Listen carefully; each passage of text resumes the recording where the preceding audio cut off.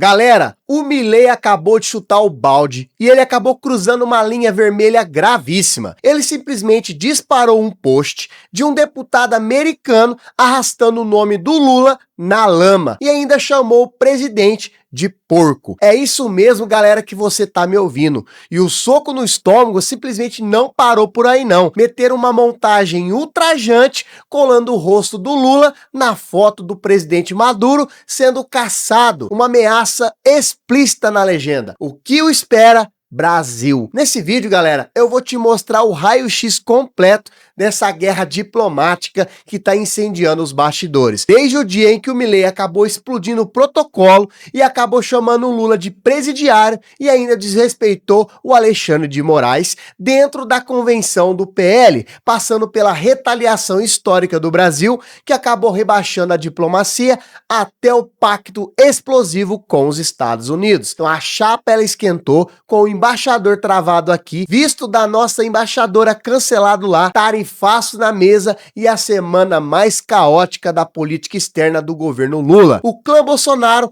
já está bombardeando a internet com isso e o Itamaraty foi com tudo pro ataque, exigindo o recuo imediato da Argentina. Então, galera, vamos pro fato mais recente e também mais grave. No domingo, dia 9 de agosto, o Milei compartilhou um post do deputado republicano americano Carlos Gimenez, aliado direto do Trump, que acabou escrevendo: "Os brasileiros merecem muito mais do que esse porco", se referindo ao presidente Lula. Agora, repara que aqui o Milei ele não fez discurso, não deu entrevista, simplesmente clicou em compartilhar uma ofensa vinda de um congressista de outro país contra o presidente do Brasil. Isso é diferente de tudo que já rolou antes. Agora, ele está usando as redes sociais dele para amplificar vozes americanas atacando a gente e não só falando por conta própria. É um padrão novo de comportamento, mas muito covarde, inclusive, porque ele empresta a boca de terceiros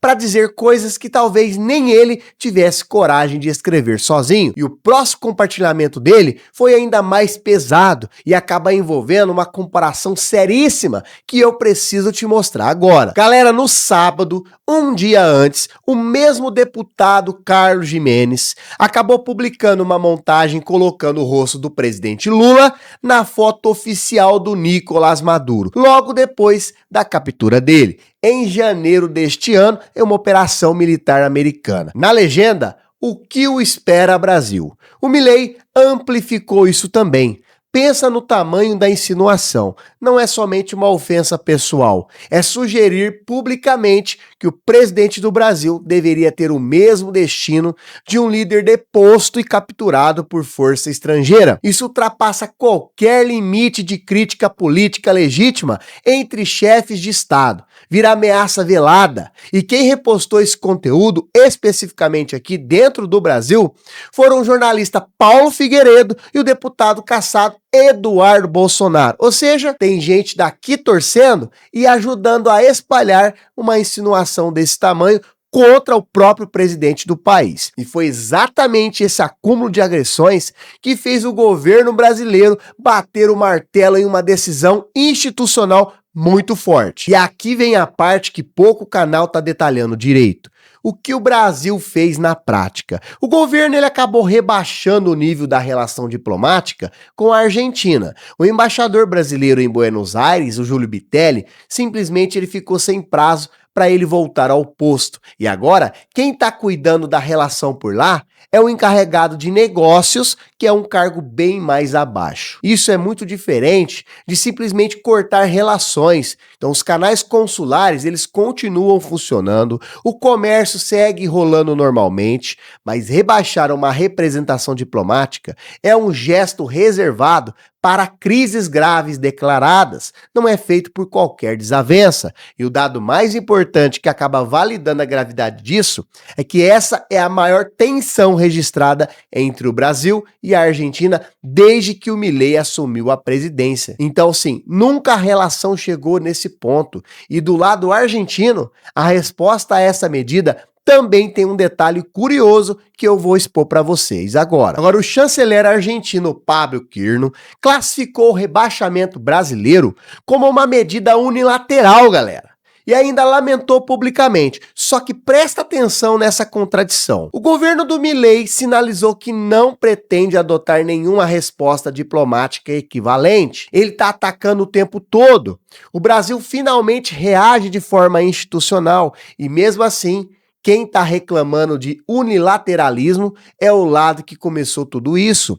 Enquanto essa queda de braço está rolando nos bastidores diplomáticos, os números do comércio bilateral seguem enormes. Só no primeiro semestre de 2026, foram 13,75 bilhões de dólares movimentados entre os dois países. Isso mostra que essa treta não é sobre economia real, é sobre disputa política e projeção de imagem. E foi justamente para colocar um ponto final nessa novela que o nosso chanceler decidiu ir com tudo numa entrevista direta para o principal jornal argentino. E as declarações dele você provavelmente ainda não viu. O Mauro Vieira concedeu entrevista ao jornal Clarín da Argentina durante uma viagem à Colômbia e ele foi cirúrgico. É preciso cessar imediatamente esse tipo de agressão para trabalhar no vínculo bilateral que é tão importante. Então ele disse ainda que basta um gesto simples do governo argentino para reabrir o caminho da normalidade.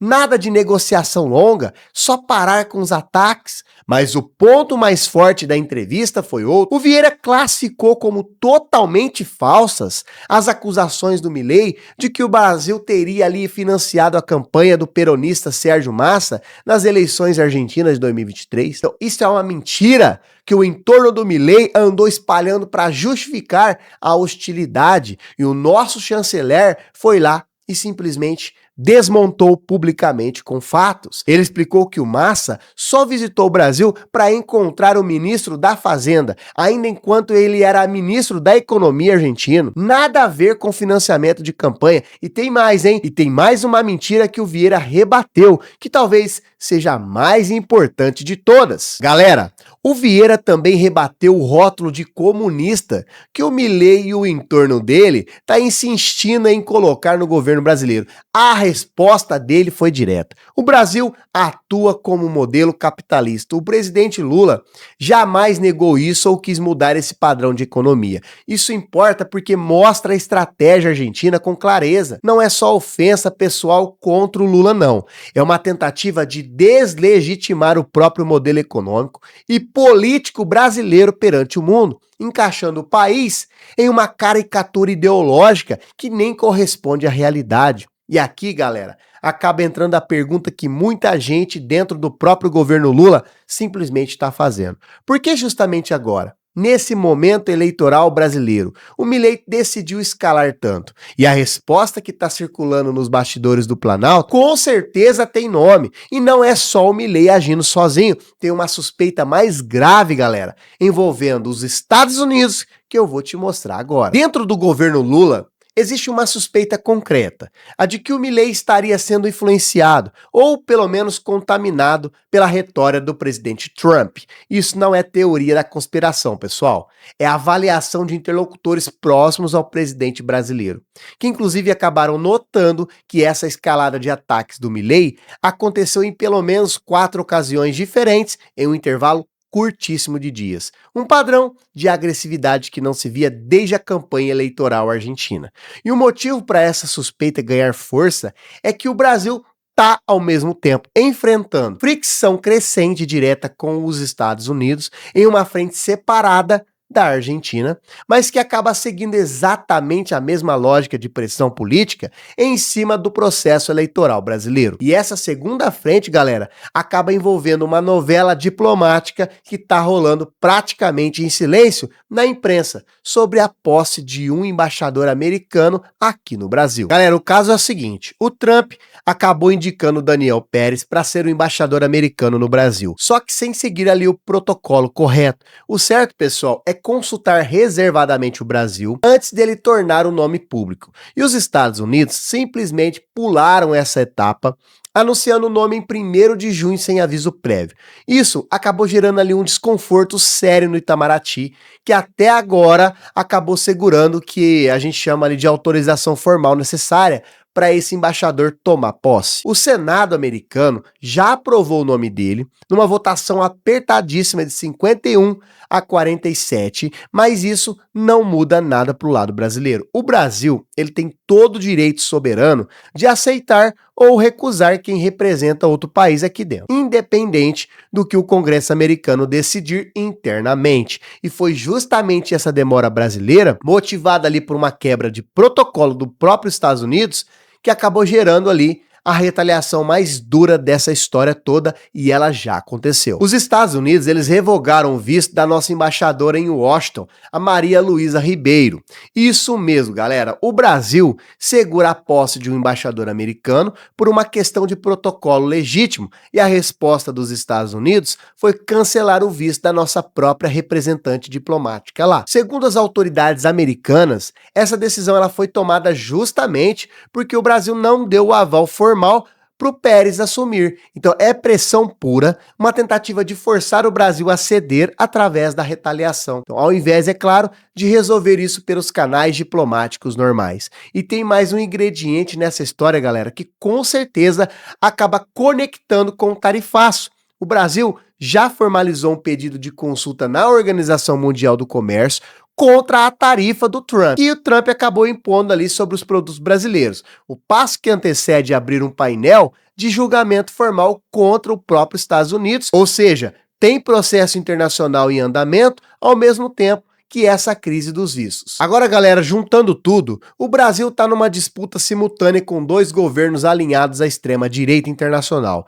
De um lado, a Argentina do Milei está amplificando ali a montagens comparando o Lula ao Maduro capturado. Do outro lado, nós temos os Estados Unidos de Trump ignorando o protocolo diplomático, revogando vistos de embaixadora brasileira e mantendo tarifaço sobre produtos do Brasil. Um professor de Relações Internacionais chegou a classificar essa como possivelmente a semana mais desafiadora da política externa brasileira em décadas. Não só do atual mandato do Lula, mas de boa parte da história republicana recente. O que acaba chamando a atenção é que essas duas frentes estão acontecendo, inclusive, praticamente ao mesmo tempo, no intervalo de poucos dias, contra um país que está em plena disputa eleitoral. Isso não parece coincidência para quem está acompanhando de perto, e é exatamente por isso que a resposta brasileira até agora tem sido tão calculada e não impulsiva. E é aqui que acaba morando a decisão mais interessante do governo brasileiro nessa crise toda. Escolher não responder ao Milei. Diante de tanta provocação, inclusive da montagem com o Maduro, o Lula não saiu dando entrevista rebatendo ofensa por ofensa.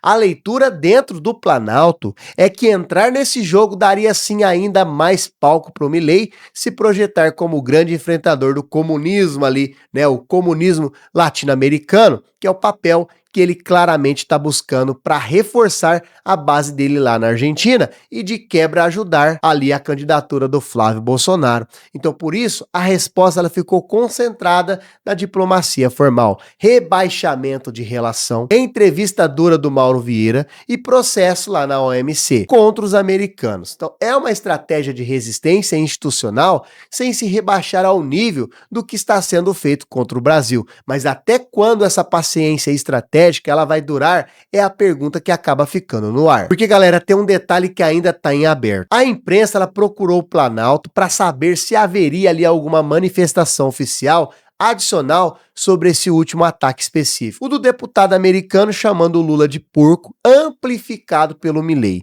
E até agora não houve retorno nenhum. O espaço segue aberto, sem posição definida, e isso pode sim significar duas coisas. Ou o governo está mesmo decidido a manter esse silêncio estratégico até o fim, deixando a diplomacia formal fazer o trabalho sozinha, ou está calculando ali o momento certo de dar uma resposta mais contundente, talvez ainda esperando algum gesto ou algum novo ataque que acabe justificando escalar ainda mais a resposta institucional. O fato, galera, é que enquanto isso, o Milei segue sem sinalizar nenhum tipo de recuo e o governo americano segue mantendo a pressão pela posse do embaixador Pérez. Então, nenhuma das duas frentes dessa crise foi simplesmente resolvida, só entraram em uma pausa tensa. E é por isso que essa história ainda não acabou, só ganhou um respiro. O Brasil está segurando a soberania em duas frentes simultâneas, usando os instrumentos que um país democrático